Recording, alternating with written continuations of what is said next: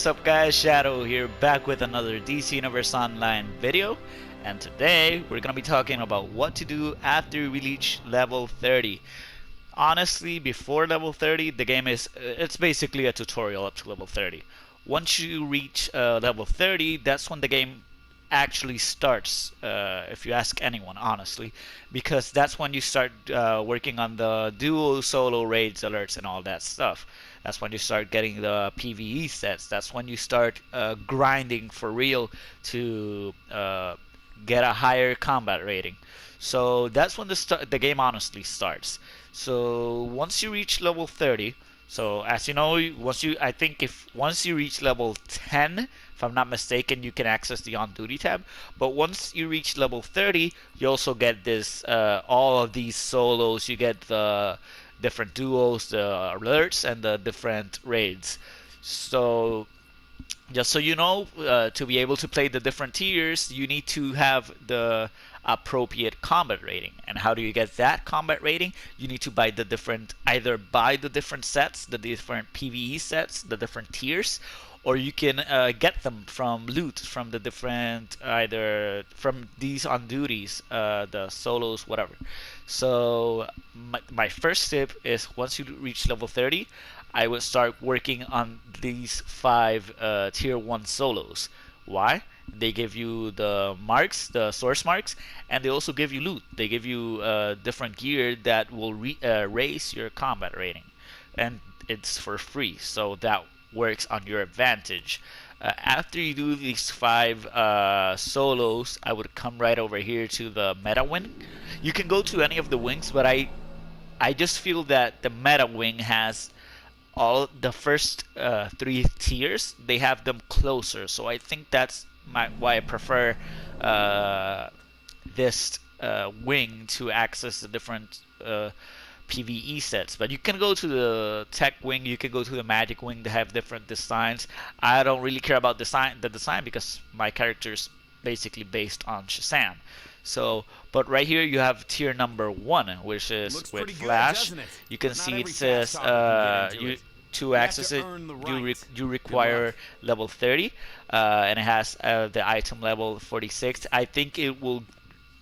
I don't know if when you have the full set, it actually takes you all the way up to the combat rating of 46. But either way, once you finish this set right here, that's basically gonna open up the tier number 2. And like I said, once you finish tier number 1, I will go straight to tier number 2. I would focus primarily in the solos up first until you understand better the mechanics, understand that it gets harder than much harder than the story missions. But right here you have tier number 2, which, if I'm not mistaken, will take you all the way up to a combat rating of 56. Right up here you have tier number 3, and right here you'll see that they start getting divided by your specific role, because once you get to level 30, you definitely have to start working on your role. Right here you have the healer set, the controller set, and right here you have the tank set. This is actually, you would believe it's tier number 4, but it's not. It's tier 5. Tier 4 you can find in the magic wing, in this same room. So yeah, just start going up the ladder of the tiers.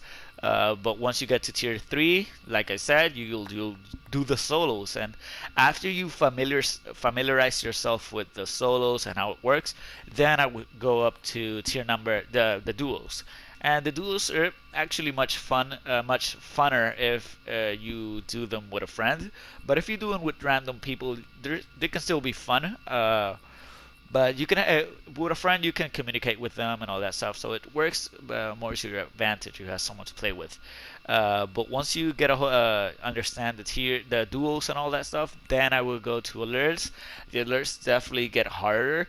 I at least the lower level ones, tier 1, tier 2, maybe even up to tier 3, you really don't have to worry that much about your role. You can be DPS and all that stuff.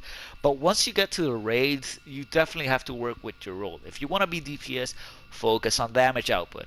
If you want to be a healer, focus on being a healer. Don't try to be uh, good at everything, because it won't work. You need to focus on the specific role you want to play. So for that, you would go to you also have to focus on the stat points. So mines right now are all over the place, but if you want to be a healer, you definitely want to focus on restoration, on critical healing magnitude, and this is the column you want to work on. And you want to go with maybe hybrid. Hybrid is the best for a healer. If you want to go damage, then you want to be super powered, and you want to go with this column basically, because it works better for what you're doing. You have to work on your role if you want to do the different. Talking about that, let me get right here, and yeah, let's do that. So yeah, you have to work on your role.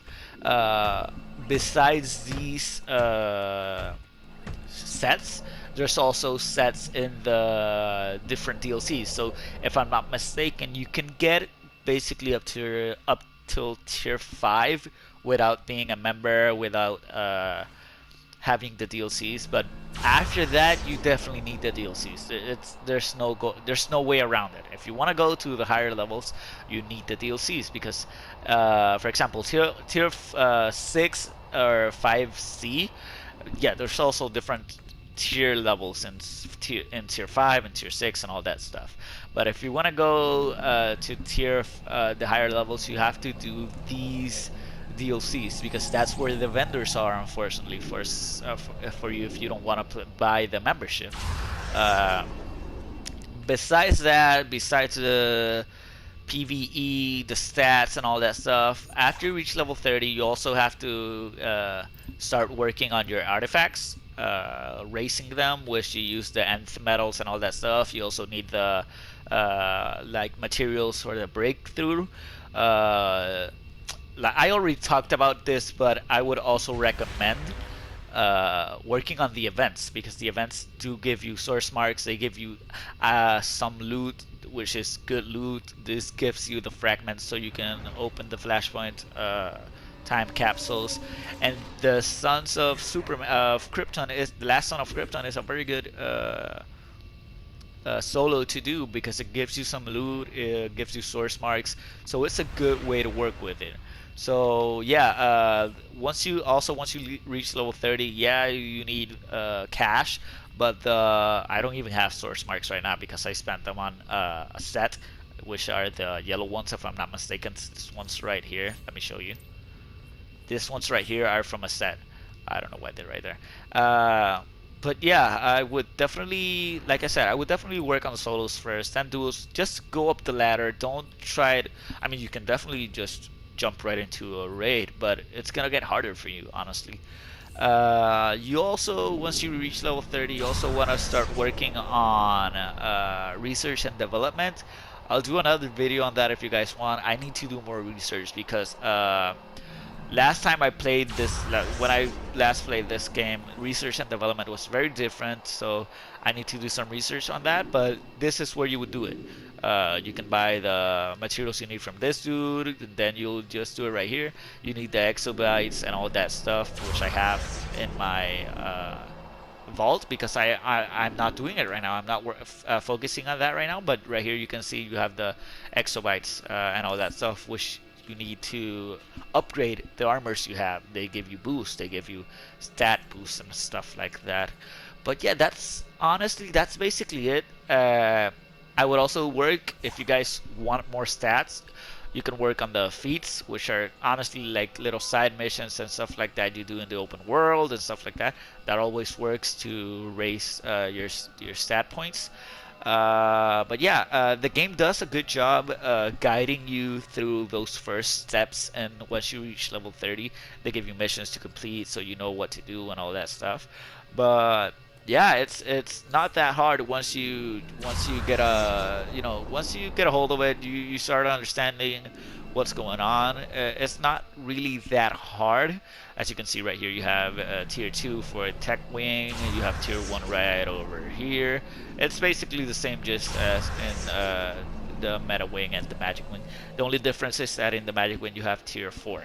So yeah, that's basically it. I'll let you know the different tiers where you can get them up to tier 7 because that's what I could find. I know tier 10 is in the metal hub area.